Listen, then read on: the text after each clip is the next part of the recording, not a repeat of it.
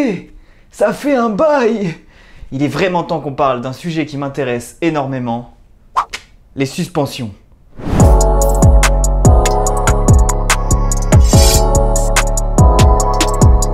Ce qu'il faut savoir dans un premier temps, c'est qu'une suspension, c'est composé toujours de deux éléments. Un ressort et une partie hydraulique qu'on voit ici à l'intérieur. Alors aujourd'hui, on va se concentrer sur la partie ressort et on parle de ressort ici hélicoïdal dans le cas là, mais ça va être exactement le même fonctionnement sur un amortisseur à air ou sur une fourche à air. On a aussi la partie hydraulique et la partie ressort qui est plutôt à l'extérieur et c'est un ressort pneumatique. Alors on fait souvent l'amalgame de dire que c'est une suspension à air, mais en fait c'est simplement le ressort qui est à air et ici c'est un ressort qu'on va appeler du coup hélicoïdal. Donc ça c'est les principales différences entre ces deux machines. Et on va voir quels sont les avantages de l'un et les inconvénients de l'un par rapport à l'autre. Dans un premier temps, ce qui va être le plus simple à étudier, c'est le ressort hélicoïdal, parce que lui, il a un fonctionnement hyper simple. Quand il est en position de repos, comme ça, il émet aucune force. Par contre, quand on va commencer à l'écraser, eh ben, il va émettre une force proportionnelle à l'écrasement, mais dans la direction inverse. C'est-à-dire que plus on va l'écraser, plus lui va résister en fait, et puis essayer de revenir en position initiale. Donc ça se traduit très simplement avec quelques équations mathématiques. Ah oui, des équations mathématiques aujourd'hui, on va en voir. Vous n'êtes pas obligé de les comprendre, c'est pas parce que vous comprenez pas la partition que vous pouvez pas écouter la musique. Et la musique est vraiment bien, donc quand même continuez à écouter tout ça. Donc là on a une petite équation qui nous lie en fait finalement l'écrasement par rapport à la force. Alors à ça on peut ajouter le fait qu'on sache grâce aux lois de Newton que la force résultante est égale à la masse fois l'accélération. Ça nous permet d'écrire une petite équation qui va lier l'accélération à l'écrasement de notre amortisseur qui est la position. On sait d'ailleurs que la position et l'accélération sont liées par des dérivés successifs puisque l'accélération c'est la dérivée de la vitesse et la vitesse c'est la dérivée de la position. Alors ça nous fait un système d'équations différentielles avec trois équations qu'on pourrait s'amuser à résoudre, mais on n'a pas que ça à faire, on met ça dans un ordinateur et on regarde ce qui se passe. Ce qui va se passer, c'est qu'on va avoir des oscillations qui s'arrêtent jamais. Alors vous allez me dire que de faire toutes ces équations mathématiques ça ne sert à rien puisqu'au final il suffisait de faire par exemple l'expérience et de se rendre compte que oui, effectivement, un ressort, ça aussi. Mais alors, c'est vrai, vous avez raison, et en fait, ce qui nous intéresse, c'est surtout la conclusion, c'est qu'en fait, un ressort, c'est assez débile. Puisque si on le perturbe ici de sa position de repos, en fait, si on le perturbe, il va essayer de revenir dans sa position de repos, mais il est incapable de s'y arrêter. Et ça, c'est preuve que c'est complètement débile un ressort. Donc maintenant, on va se pencher sur la suspension à air et donc le ressort pneumatique. Alors l'élément principal d'un ressort pneumatique, c'est une chambre d'air comme celle-ci. On va boucher ici pour vraiment faire une chambre bien fermée ici avec une certaine pression. Et on va remarquer qu'en fait que quand on va écraser la suspension, elle va essayer de revenir en position initiale. Donc ça c'est intéressant, c'est un comportement un peu similaire à celui du ressort puisqu'il va chercher à revenir en position initiale.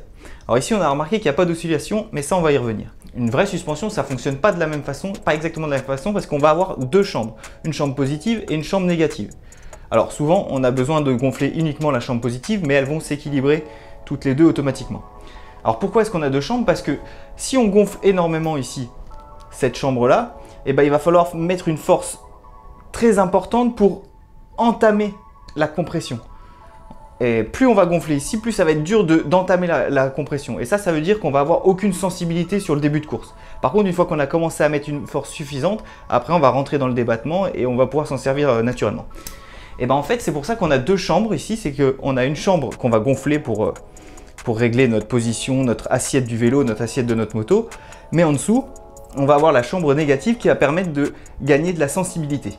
Puisque elles seront en équilibre, donc on n'aura pas besoin de mettre beaucoup de force pour commencer à écraser l'amortisseur. Donc ça c'est un premier élément et c'est pour ça qu'on a deux chambres. Du coup pour étudier cette suspension, on va être obligé en fait d'utiliser la loi des gaz parfaits, PV égale nRT, sachant que P c'est la pression et V c'est le volume. Donc nous ce qui nous intéresse c'est la pression parce que c'est analogue à une force. Et en fait la pression c'est quoi? C'est une force sur une unité de surface. Donc en fait on va diviser par la surface et on va être capable à un moment de ressortir en fait la force qu'émet un amortisseur à air en fonction de son écrasement. En fait, ce qu'il faut bien comprendre, c'est qu'il y a une chambre qui est compressée et une autre qui est la chambre négative, elle est décompressée. Et donc, c'est-à-dire qu'au début, elle émet une force, mais plus on va rentrer dans le débattement, plus sa force va s'annuler. Finalement, ce qui va nous intéresser, nous, en termes de force, c'est la résultante des deux forces. Il y en a une qui va décroître dans le débattement et une qui va croître. Et c'est là où on va se rendre compte qu'en fait, il est super important d'avoir une chambre négative qui soit la plus grande possible, parce que si elle est super petite, elle va très vite être dépressurisée en fait et ne plus avoir d'impact. Et c'est pour ça qu'on va avoir des suspensions avec des courbes au début avec une sorte de montée très rapide et ensuite la chambre positive qui va monter en fait de forme un peu exponentielle. Alors ça c'est dû au fait que dans notre formule, l'écrasement de l'amortisseur il est au dénominateur. Donc de ce fait là, c'est pour ça en fait que souvent on voit sur les pilotes d'enduro, quand ils utilisent encore une suspension à air, souvent ils n'ont pas tout à fait cet amortisseur là, ils en ont encore des plus gros, parce que l'idée c'est d'avoir la chambre négative la plus grosse possible pour eux. Alors ça c'est important pour eux, c'est pas forcément important pour tout le monde. Mais l'idée c'est d'avoir un vélo qui soit bien sensible et qui va pouvoir vraiment finalement avoir une courbe qui se rapproche au moins sur le départ d'un ressort hélicoïdal. Et après sur l'arrivée, la possibilité de venir shaper en fait la fin de course pour que ce soit de plus en plus raide potentiellement si on en a besoin, si on estime que parfois il y a des gros sauts et qu'on veut que la suspension vienne nous accompagner sur ces gros sauts là. Et c'est la principale différence avec un ressort, puisqu'un ressort, il a forcément une courbe linéaire, complètement linéaire. Et ce qu'on peut changer éventuellement, c'est la raideur de cette pente, mais pour changer ça, on est obligé de changer complètement de ressort. Et ça, c'est quand même un gros frein si on n'a pas un budget, si on ne peut pas faire de testing, etc. C'est quand même assez compliqué de savoir quel est le bon ressort. Donc pour pouvoir changer la pente, on est obligé de changer de ressort. Alors qu'ici, pour pouvoir changer la pente et le comportement, on va simplement changer la pression finalement, ou potentiellement changer la taille des chambres en ajoutant ce qu'on appelle des tokens, c'est-à-dire réduire la taille de chambre simplement en mettant des bouts de plastique là-dedans. Donc ça c'est quand même vachement bien d'un point de vue productivité aussi, puisqu'il suffit de faire un seul amortisseur et ça convient à tout le monde. Il suffit de changer les pressions et l'air ça coûte pas cher. Alors que là ici on va être vraiment obligé de changer le ressort à chaque fois pour pouvoir changer ses courbes. Par contre, une fois qu'on a notre ressort et qu'il est bien adapté à nous, son comportement lui va jamais évoluer au cours du temps. Alors que pour une suspension, on l'a vu, PV égale NRT, T par exemple c'est la température, c'est-à-dire que cette suspension là, elle va changer de comportement en fonction de la température, et ça uniquement dû en fait au ressort. C'est un gros problème et c'est pour ça aussi que parfois certains pilotes d'enduro sur des gros spéciales tels que Whistler, etc., ils avaient un amortisseur à air avant et sur ces grosses courses, ils passent sur un amortisseur à ressort. Un des autres gros problèmes de ces suspensions-là, c'est que si on a une chambre négative qui est trop faible, on n'aura de toute façon pas de sensibilité ou très peu de sensibilité. Maintenant, et là moi je le sens très bien, ça c'est beaucoup plus lourd que ça. Donc du coup ça c'est un autre point super important. Si quelqu'un cherche à avoir un vélo hyper léger, ça c'est le top. Par contre si on veut simplement quelque chose de fiable et qui fonctionne toujours pareil, ça va être ça qui va être plus intéressant. Mais attention, c'est pas du tout le même poids. Voilà, on a à peu près dit ce qu'on avait à dire, mais on va quand même mettre tout ce qu'on vient de calculer, en fait, on va quand même mettre ça dans notre ordinateur pour voir ce qui se passe, et on va se rendre compte en fait que là aussi, ça aussi, là aussi, ça aussi.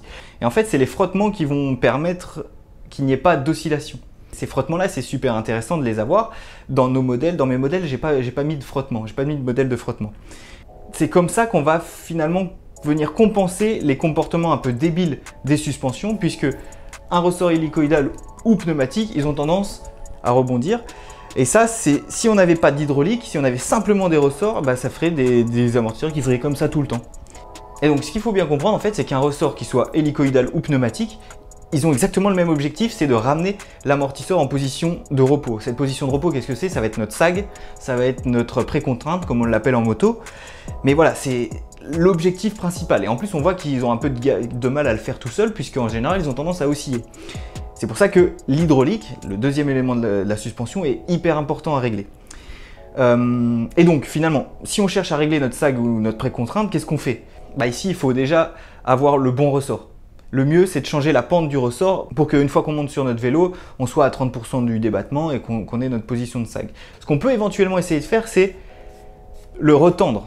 Mais ça, c'est une mauvaise idée parce qu'en le retendant, en fait, ce qui va se passer, c'est que la courbe, elle va monter au fur et à mesure. Et en fait, on va perdre un des super intérêts d'un amortisseur hélicoïdal, c'est la sensibilité. Plus tu le serres, comme ça, plus on perd la sensibilité. Donc l'idée, c'est de l'avoir quand même le moins serré possible pour avoir un vélo sensible, puisque c'est souvent une qualité qu'on cherche chez une suspension. C'est pas obligatoire. Il y a des gens qui aiment bien avoir un vélo un peu dur sur le haut de débattement et ensuite qui plonge facilement dans le débattement. C'est pas obligatoire. Par contre, c'est une des qualités énormes d'un ressort hélicoïdal, donc c'est dommage de la perdre quelque part. Essayez d'avoir le bon ressort et ici, on va essayer d'avoir la bonne pression de base. Une fois qu'on a fait la bonne pression, on ne peut plus faire grand chose avec la pression. Le seul truc qu'on peut faire, c'est éventuellement venir accompagner la fin de course avec potentiellement des tokens. C'est tout. C'est pour accompagner la fin de course. Mais en gros, l'élément le plus important dans une suspension, c'est pas tellement le ressort, c'est vraiment l'hydraulique. Et là, il y a énormément de possibilités à faire, mais ça, je pense qu'on en reparlera dans une autre vidéo. Je crois que j'ai dit tout ce que j'avais à dire là-dessus. On se revoit un de ces quatre. Ciao!